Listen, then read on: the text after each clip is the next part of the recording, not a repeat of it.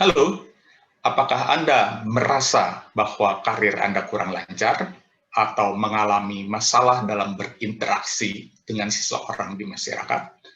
Menurut Anda, apa penyebabnya? Mungkin salah satu penyebabnya adalah gaya interaksi Anda atau gaya Anda berkomunikasi dengan mereka kurang selaras. Itulah yang akan saya bahas dalam video saya kali ini. Semoga bermanfaat membantu Anda. Selamat menyaksikan. Gaya interaksi sosial pertama kali diperkenalkan oleh David Merrill dan Roger Reid dari Tracom Group. Social style ini menganalisa kecenderungan perilaku, bukan kepribadian.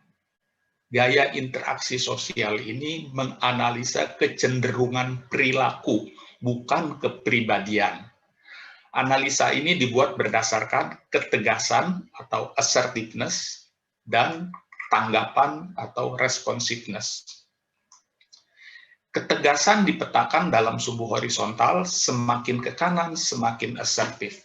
Sedangkan tanggapan atau responsiveness dipetakan dalam sumbu vertikal, semakin ke bawah semakin responsif. Dalam hal ini tidak mutlak. Jadi apa yang dibahas dalam analisa ini hanya merupakan satu kecenderungan, bukan harga mati, bukan satu kepribadian yang permanen. Dan tidak ada yang baik ataupun buruk, semua memiliki keunggulan dan kekurangan masing-masing. Lalu apa perlunya kita memahami social style ini? Pertama adalah untuk memahami diri sendiri. Gaya interaksi sosial kita sebetulnya apa sih, bagaimana cara kita berinteraksi dengan orang lain.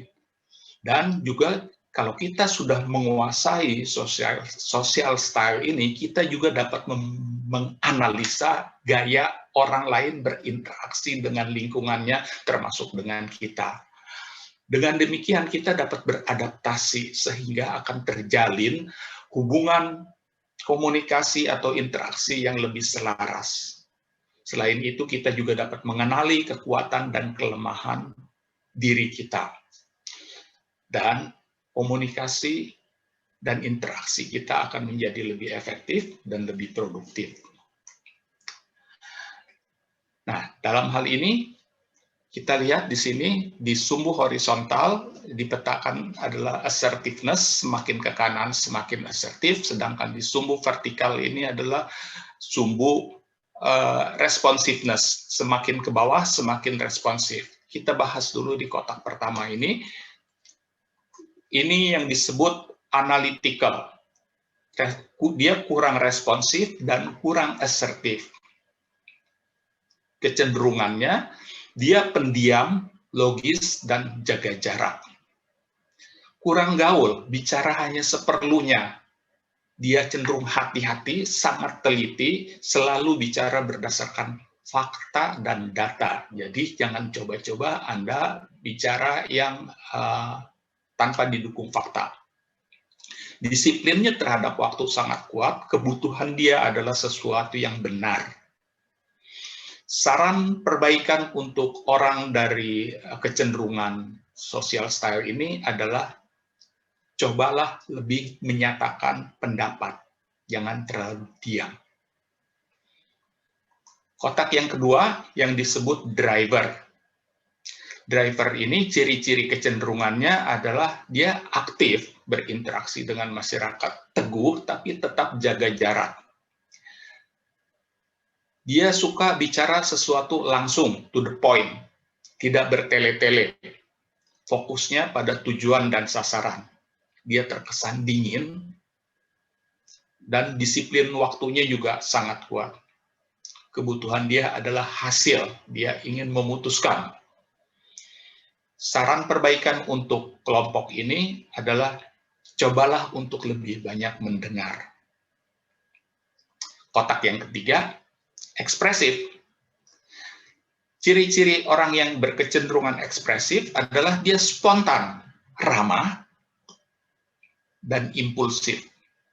Apa yang dia rasakan langsung terrefleksi dalam reaksinya, spontan. kadang berprasangka buruk, komunikatif, menyenangkan.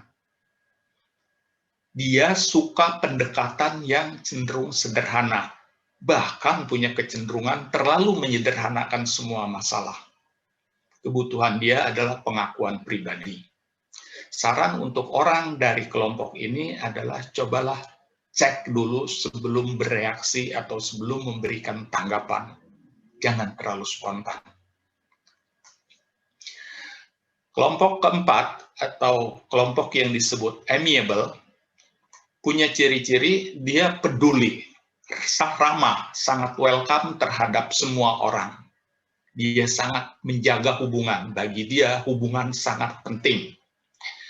Dia terkesan informal, sederhana, santai, tapi lambat. Kurang disiplin dalam hal waktu.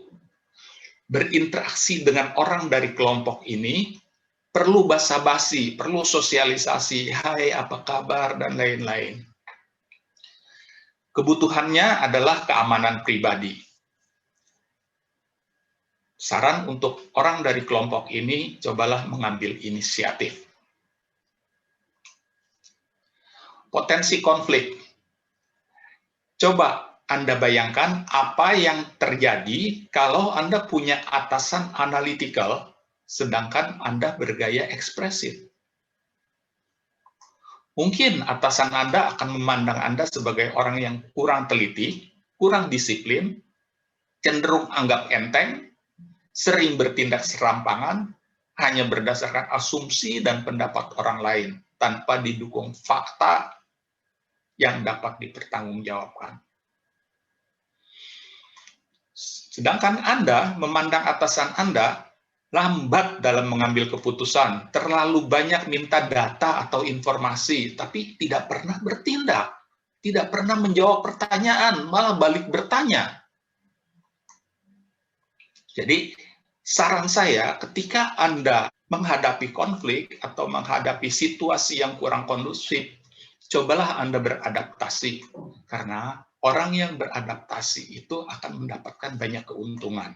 Dia akan lebih mudah diterima, akan lebih mudah mendapatkan dukungan ketika Anda memerlukan dukungan. Coba Anda lihat, di hampir semua perusahaan, orang yang menduduki posisi teratas itu bukan orang yang paling pintar, tapi orang yang paling mudah mendapatkan dukungan.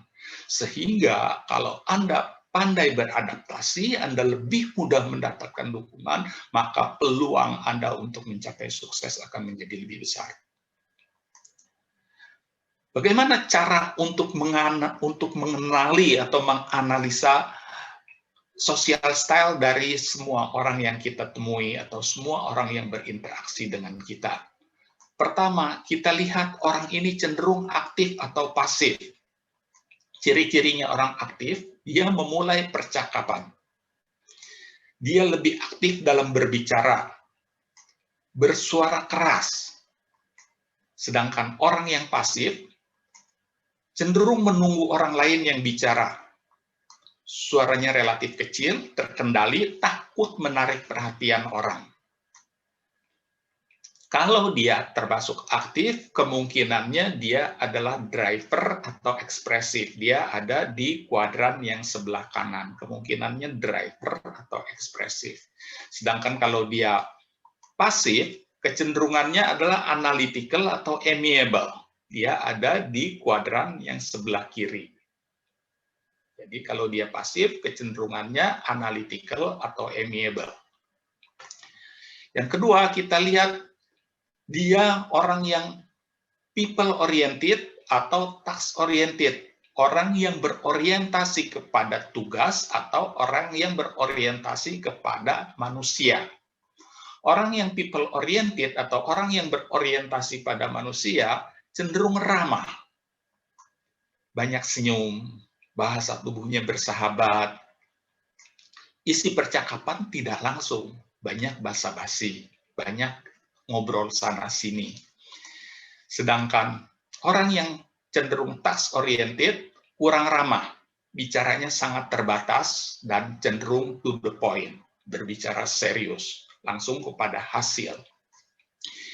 Isi percakapan langsung, Orang yang people oriented adalah amiable.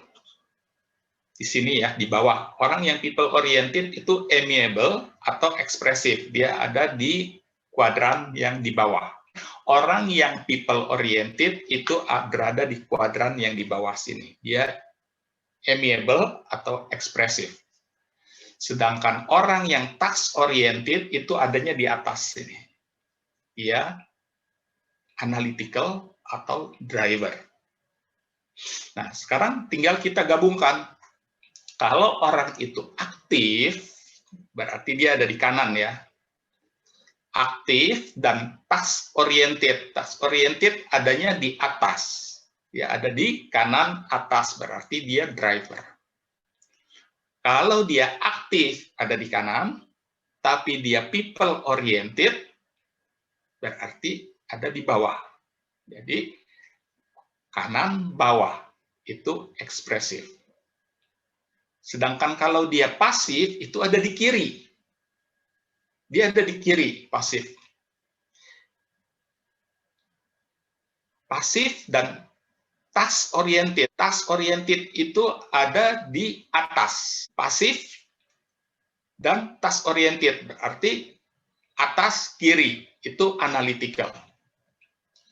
Sedangkan kalau dia pasif dan people oriented, pasif ada di kiri, people oriented ada di bawah, berarti dia ada di kiri bawah, artinya dia termasuk orang yang amiable. Itu saja, semoga membantu Anda dalam berinteraksi baik di rumah, di kantor, dan di masyarakat. Semoga Anda sukses. Bila Anda masih membutuhkan bantuan saya, silakan Anda menghubungi saya melalui salah satu dari yang tertulis di layar Anda ini. Terima kasih.